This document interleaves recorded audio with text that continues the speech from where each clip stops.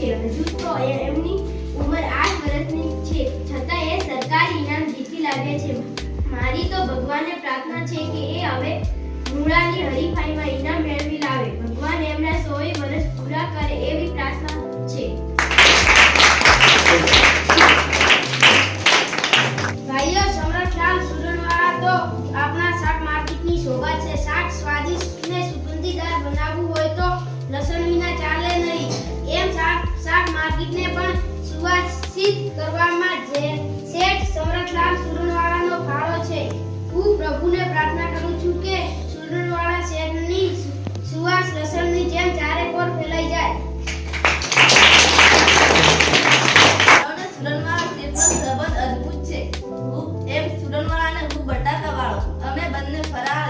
મોટા વેપારીથી માંડીને નાના રેંગડીવાળા સાથે પોલીસ અને જમાદારથી માંડીને ફોજદાર સાથે અરે પ્રધાનથી માંડીને એ પટ્ટાવાળા સાથે એ તરત મિક્સ થઈ જાય છે.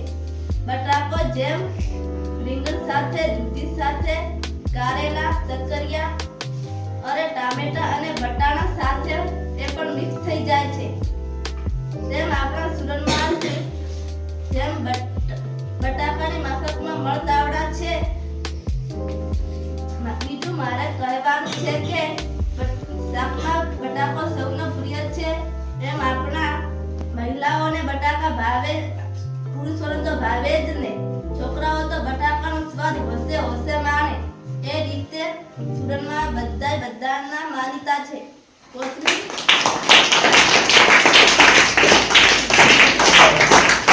વેચનારી બાઈને 5-10 રૂપિયાની ભીડ પડી હોય તોય સુરનવાળા શેઠ પાસે જાય.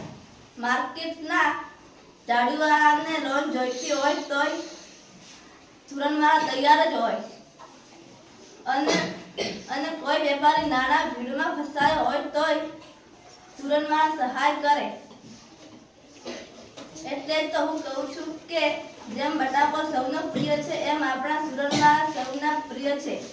આ વખતે તો તેમને ગાજરમાં ઇનામ મેળવ્યું છે. હું અપીલ કરું છું કે તે 2 મણનો બટાકો ઉગાડીને ધનસમ ઇનામ જીતી લે.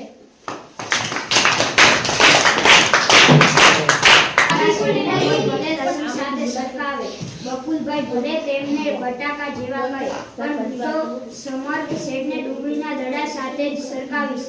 ડુંગળી એ ગરીબો માટે આશીર્વાદ છે. ડુંગળી વિના દુનિયા ડૂબ થઈ જાય.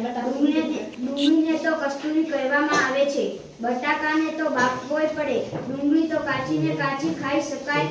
એનું કચુંબર થાય ને એના ભજીયા, અરે વાત કરતા મોઢામાં પાણી છૂટી જાય. આપના સમર્થ શેઠ પણ ડુંગળીના દડા જેવા છે.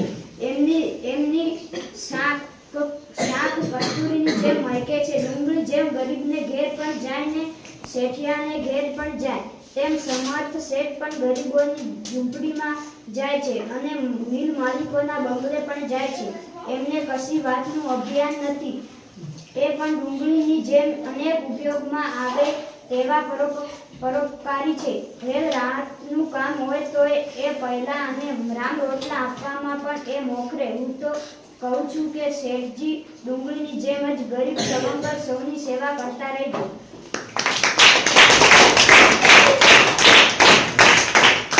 સાહેબ, મને 2 મિનિટ બોલવાની રજા આપો. શાકભાજીવાળા વેજીટેબલ ભાઈઓ, શેઠ સમ્રાટલાલ વેજીટેબલના વેપારી છે. હું તો નોન વેજીટેબલ છું, કારણ શાક વેચતો નથી,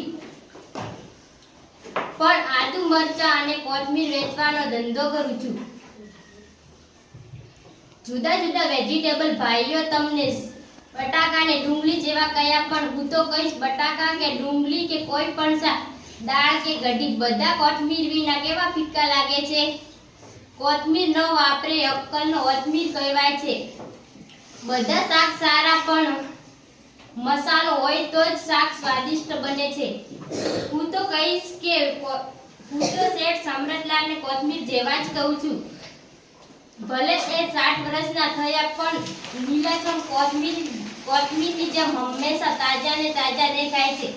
અને કોઈ પણ કામ કરવા બધાય ભલે ભેગા થાય, પણ શેઠ ના હોય તો કામ કેવું ફીકું પડી જાય છે. શેઠ કામ હાથ પર લે એટલે કામમાં મગમગટ આવે છે. બસ મારે તો આટલું જ કહેવાનું છે કે શેઠ હંમેશા લીલાછમ કોથમીરની જેમ રહે એવી ઈશ્વરને પ્રાર્થના કરું છું. હું બટાકા જેવું છે છું કે સક્કરિયા જેવો, હું ડુંગળી જેવો તેની મને તો કશી ખબર નથી. મારા ઘરમાંથી તો મને મરચા જેવો કહે છે. હું તો સીધો સાદો શાકનો વેપારી છું. સુરવાના મારા દાદા હતા. હું પોતે ગાજરવાળો છું. મારા જમાઈ જમરૂખના વેપારી છે. શાળાને સક્કરિયાનો વેપાર છે. અમારા આખા કુટુંબને તમે વેજીટેબલ ફેમિલી પણ કહી શકો. આપણે બધા શાકના વેપારીઓ સાથે એક સાથે ભળીને પણ કુટિયા શાક જેવા સ્વાદિષ્ટ થયા છીએ. આપણા પરસ્પરના સહકારથી જ શાકભાજી ઊંચા આવશે એવી મને આશા છે. મેં ગાજરમાં ઇનામ મેળવીને કઈ બેન્ડો માર્યો નથી, પણ હવે સવા મણનું સક્કરિયું ઉગાડવાનો પ્રયત્ન છે. પ્રભુની ઈચ્છા. તમારા બધાનો ખૂબ આભારી છું.